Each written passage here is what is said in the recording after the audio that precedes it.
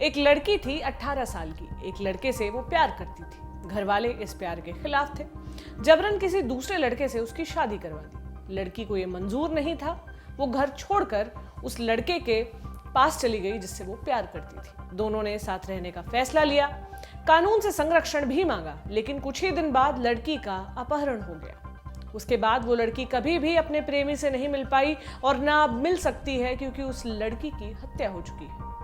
हत्या का आरोप लगा है लड़की के पिता पर और परिवार के अन्य सदस्यों पर। यह मामला है राजस्थान के दौसा जिले का।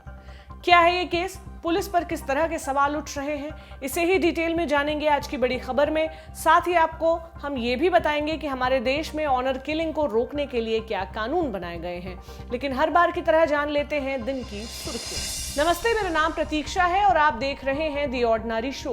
पहली सुर्खी जुड़ी है ट्रांसजेंडर्स के ब्लड डोनेट करने के मुद्दे से। कुछ दिन पहले सुप्रीम कोर्ट में एक याचिका डाली गई थी, जिसमें केंद्र सरकार के रक्तदाता चयन और रक्तदाता रेफरल दिशा निर्देश 2017 के कुछ क्लॉज को लेकर सवाल उठाए गए थे। ये क्लॉज 12 और 51 है, जो ट्रांसजेंडर व्यक्ति, समलैंगिक आदमी और फीमेल सेक्स वर्कर्स को ब्लड डोनेट करने से रोकता है।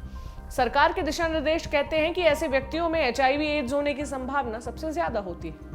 याचिका में कहा गया था, डोनर्स से जो भी ब्लड इकट्ठा किया जाता है, पहले उसकी जांच होती है। ये पता लगाया जाता है कि वो ब्लड हेपेटाइटिस B या C या HIV एड्स से इन्फेक्टेड तो नहीं है। ऐसे में ट्रांसजेंडर्स, समलैंगिक आदमियों और फीमेल सेक्स वर्कर्स को हमेशा के लिए ब्लड डोनेट करने से रोकना उनके समानता के अधिकारों का उल्लंघन है। अब इसी याचिका पर सुप्रीम कोर्ट ने केंद्र सरकार को नोटिस जारी किया है और जवाब मांगा है। हालांकि नोटिस जारी करते हुए कोर्ट ने यह भी कहा है कि वो यानी कोर्ट मेडिकल मुद्दों की विशेषज्ञ नहीं है। अगली सुर्खी उत्तर प्रदेश के बरेली से है, जहां एक लड़की अपने कथित बॉयफ्रेंड के घर के सामने धरने पर बैठ गई। कथित बॉयफ्रेंड इसलिए क्योंकि लड़की को वो अपना बॉयफ्रेंड लगता है, पर लड़के को वो उसकी गर्लफ्रेंड नहीं लगती, या यूं कहें कि फ्यूचर वाइफ नहीं लगती। मसला ये है कि 25 साल की लड़की अपनी बड़ी बहन के यहाँ एक रिश्तेदारी में गई थी। वहां एक लड़का भी आया हुआ था, जो किसी और का कहीं और से रिश्तेदार था। लड़का और लड़की में ठीक वैसे ही प्यार हुआ जैसे फिल्मों में शादियों के बीच हो जाता है। दोनों रिलेशनशिप में आ गए और शारीरिक संबंध भी हो गए। लड़का लड़की को किसी और रिश्तेदार के यहाँ भी ले गया, मगर कुछ दिनों के बाद वापस उसी बहन के घर छोड़ दिया। लड़की से फोन पर बात करना बंद कर दिया, शादी से मुकर गया। जब पुलिस ने भी लड़की का साथ नहीं दिया तो वो लड़के के घर के सामने धरने पर बैठ गई, जिसके बाद नर्वस होकर लड़का और उसकी फैमिली घर में ताला लटकाकर कट लिए। जब लड़की को बैठे बैठे दोपहर से रात के 1:30 बज गए तो मोहल्ले वालों को मॉरल्स याद आए। लड़की के घर वालों को बुलाया, समझाने की कोशिश की, लेकिन लड़की नहीं मानी। फिर लड़के को बुलाकर दोनों का निकाह पढ़वाया गया। अगली सुर्खी झारखंड के गुमला से है, जहां डायन के नाम पर एक ही परिवार के 5 लोगों की हत्या कर दी गई थी। 22 फरवरी की रात निकोदिन टोपनो के पूरे परिवार को घर में डायन होने की शंका के चलते मार डाला गया था। हत्या के आरोप में गुमला पुलिस की तरफ से गांव के ही 8 आरोपी गिरफ्तार हुए थे। अब इस मामले में रांची हाईकोर्ट ने स्वतः संज्ञान लेते हुए राज्य सरकार पर कड़ी टिप्पणी की है। गुरुवार को इस मामले में चीफ जस्टिस रवि रंजन ने कहा कि सरकार को अब गहरी नींद से जागना चाहिए। राज्य में डायन कुप्रथा के खिलाफ जागरूकता सही तरीके से नहीं चल रहा है। हाईकोर्ट ने मुख्य सचिव, गृह सचिव, डीजीपी और समाज कल्याण सचिव को जवाब दाखिल करने का निर्देश दिया है। साथ ही इनसे पूछा है कि अब तक जागरूकता के मामले में और इस मामले में अभी तक किस प्रकार की कार्रवाई हुई है। इस मामले की अगली सुनवाई 18 मार्च को होगी। चीफ जस्टिस रवि रंजन ने झालसा की एक टीम को भी मामले की जांच करने के निर्देश दिए हैं। ये टीम गुमला में घटनास्थल पर जाकर मामले की पड़ताल करेगी और हाई कोर्ट में रिपोर्ट पेश करेगी। अगली खबर उन महिला किसानों से जुड़ी है जो 3 किसान कानूनों के खिलाफ प्रदर्शन का हिस्सा थी। न सिर्फ हिस्सा थी बल्कि उसे लीड कर रही थी।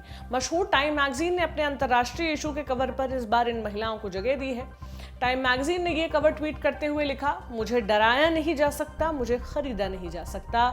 वो महिलाएं जो भारत के किसान आंदोलन को लीड कर रही हैं।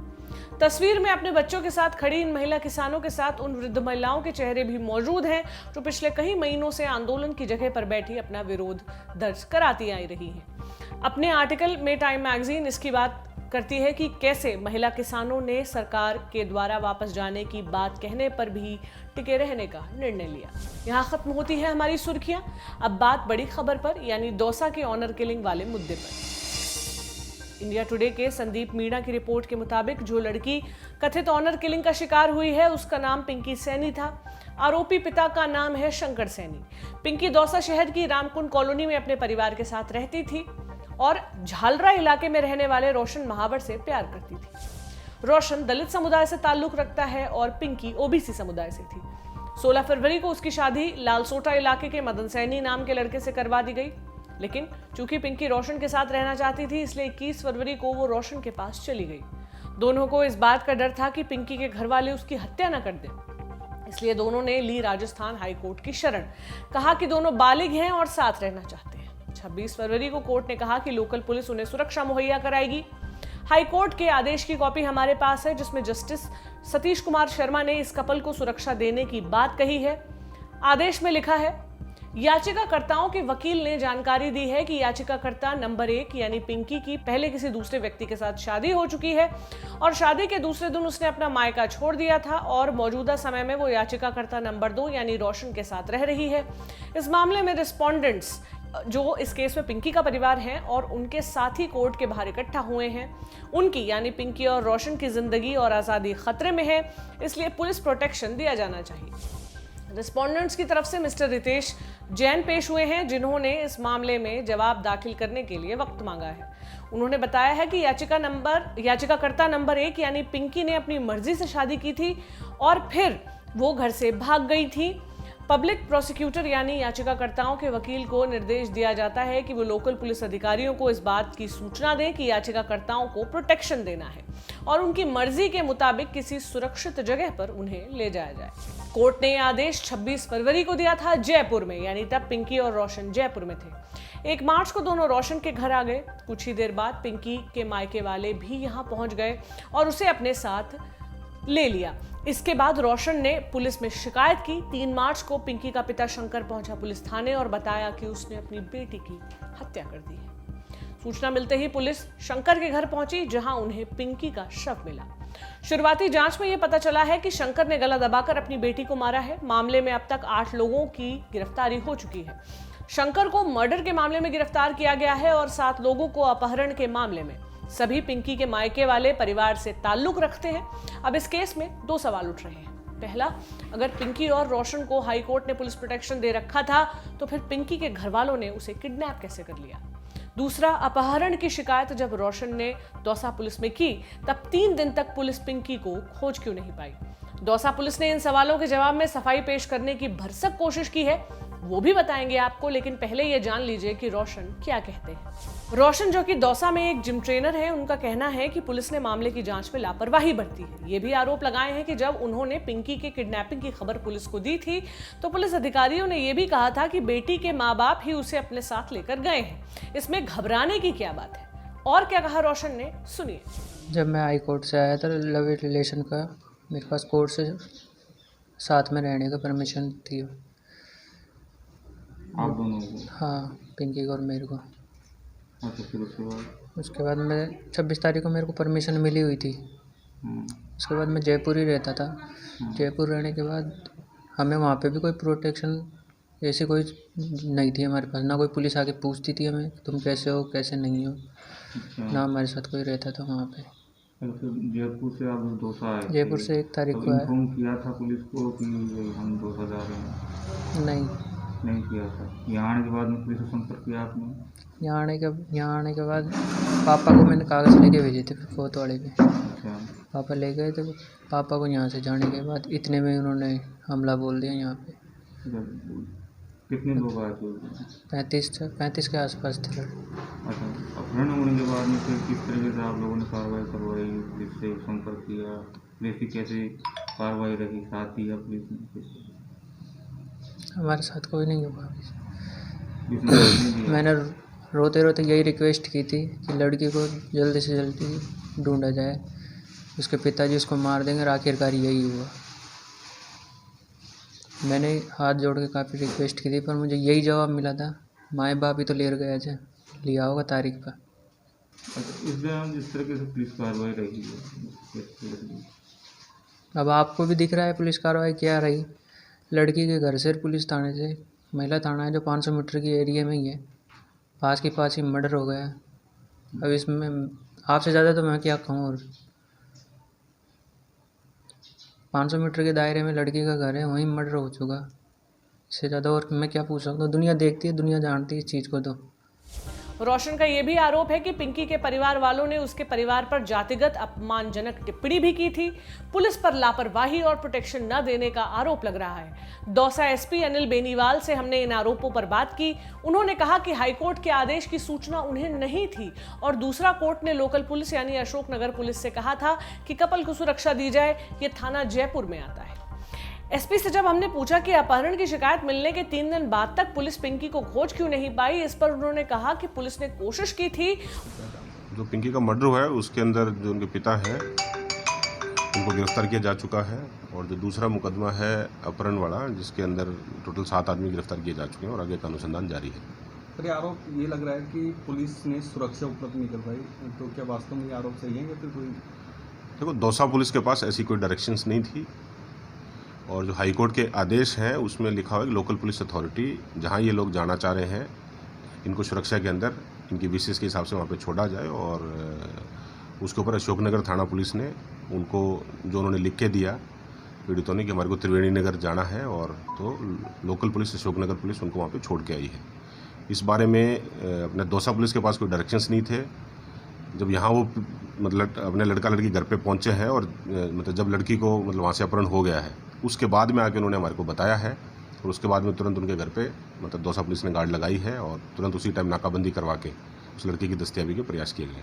सर, पिताजी की बयान दिए होंगे जो आरोपी हैं, उसने किसी तरह की कोई जानकारी दी होगी वही लड़की? पिताजी से भी हमारी पूछताछ चल रही है और जो आईओ हैं उन्होंने बयान भी लिए हैं। प्रारंभिक वही है कि उसकी शादी कर दी थी और शादी के बाद वो जो उसका लवर था उसके साथ वो चली गई। इसी बात से उसका फादर खफा था। शादी के दौरान उसने मना नहीं किया था कि भाई मेरी शादी मत करो? इस तरह के तथ्य अभी तक आए नहीं है, वो आगे जांच का विषय है, उसमें जो चीज़ निकल के आएगी। इस मामले में अब तक जो जांच हुई है उससे ये पता चला है कि आरोपियों ने पिंकी को किडनैप करके उसे करौली के एक गांव में रखा था, एक गोदाम में छिपा कर रखा था, इसलिए ताकि पुलिस उसे खोज ना सके। हत्या के कुछ देर पहले 3 मार्च की रात पिंकी को दौसा में उसके मायके वाले घर लाया गया। उसे सामाजिक अपमान और शादी में खर्च हुए पैसों का हवाला देकर रोशन को छोड़ने के लिए कहा गया, लेकिन पिंकी जो रोशन से प्यार करती थी वो ऐसा करने के लिए राजी नहीं हुई। पुलिस की पूछताछ में यह सामने आया है कि जब पिंकी नहीं मानी तो शंकर ने उसे कथित तौर पर मारा, पीटा, फिर गला दबाकर उसकी हत्या कर दी। एक बात यह भी सामने आई है कि 1 मार्च को जब पिंकी को किडनैप किया गया तब शंकर किडनैपर्स में शामिल नहीं था। इस काम में पिंकी की मां और साथ कुछ महिलाएं और कुछ पुरुष शामिल थे। जिन लोगों को किडनैपिंग के आरोप में गिरफ्तार किया गया है उनमें पिंकी की मां समेत 5 महिलाएं और 2 आदमी शामिल हैं।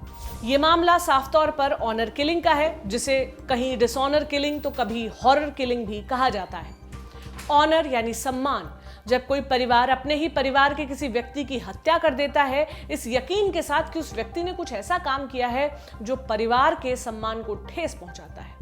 इस अपराध को ही ऑनर किलिंग कहते हैं। एक लाइन में कहें तो तथाकथित सम्मान की रक्षा के लिए अपने ही परिवार के किसी व्यक्ति की हत्या कर देना। यह अपराध दुनिया के कई देशों में आज भी हो रहा है, लेकिन हम यहाँ फोकस करेंगे भारत के मुद्दे पर। यहाँ तो आज भी जाति और धर्म को कुछ लोग सर्वोपरि मानते हैं। उनके लिए आज भी ये जरूरी है कि उनके घर के बच्चे परिवार की मर्जी से ही शादी करें, अपने ही धर्म और जाति में शादी करें। और जहां बच्चे अपनी मर्जी से किसी दूसरे जाति के व्यक्ति के साथ शादी कर लेते हैं, परिवार वालों को लगता है कि उनकी इज्जत तो मिट्टी में मिल गई, और इसी इज्जत को बनाए रखने के लिए कुछ परिवार वाले अपने ही बच्चे को मार डालते हैं। ये कैसी इज्जत है जो क्रिमिनल बनकर बढ़ जाती है, वो भी तब जब संविधान से यह अधिकार मिला हुआ है कि 18 से ऊपर का कोई भी नागरिक अपनी मर्जी से अपना जीवन साथी चुन सकता है। इस ऑनर किलिंग को रोकने के लिए या कम से कम करने के लिए हमारे कानून में कुछ प्रावधान है। इनके बारे में हमें डिटेल में जानकारी दी एक्सपर्ट ने, सुनिए उन्होंने क्या कहा। इंडियन पेनल कोड सेक्शन 299 से लेकर 304 जो कि बात करता है murder, attempt to murder, 307 attempt to murder की बात करता है murder, culpable homicide amounting to murder, culpable homicide not amounting to murder जो कि 299 से 304 तक सेक्शंस कवर करता है। नेग्लिजेंट डेथ भी इसके अंदर आ जाती है, 304A में आती है, तो 304 तक हमें नॉट अमाउंटिंग टू मर्डर, ये सारे सेक्शन 299 से 304 ऑफ IPC डील करते हैं murder, culpable homicide, amounting to murder, not amounting to murder, जिसके अंदर पनिशमेंट दी गई है कि अगर ऐसी किसी भी प्रकार की हत्या कोई होती है तो उसके अंदर life imprisonment, death and minimum 10 years of sentence की पनिशमेंट दी गई है इसके अंदर। तो कोई भी ऐसे ऑनर किलिंग के केसेस आते हैं, अभी फिलहाल उनको इसी मर्डर के अंदर और इन्हीं सारे सेक्शंस के अंदर इनको बुक किया जाता है। लेकिन हमारे लिए अभी बहुत ज़्यादा इंपॉर्टेंट है कि सिर्फ IPC में इस सेक्शन के अंदर ही अभी इन्हें नहीं डाल दिया जाए, इनके लिए सेपरेट स्ट्रिक्ट लॉज बने, लोगों की मेंटालिटी में चेंज आए। साथ साथ अगर आप किसी को अबेट भी करते हैं सुसाइड करने के लिए, आप उनको, उनकी फैमिली को बॉयकॉट करते हैं, उनकी फैमिली को रहने के लिए उनको दूबर बनाते हैं, तो भी उस अबेटमेंट के लिए भी इसी IPC के ही अंदर ये सारी सज़ा है। लास्ट ईयर ही हमने देखा कि लास्ट ईयर ही राजस्थान में एक लैंडमार्क जजमेंट के through prohibition of interference with the freedom of matrimonial alliance in the name of honour and traditional bill 2019, अभी लास्ट ईयर ही ये बिल राजस्थान गवर्नमेंट के द्वारा आया है।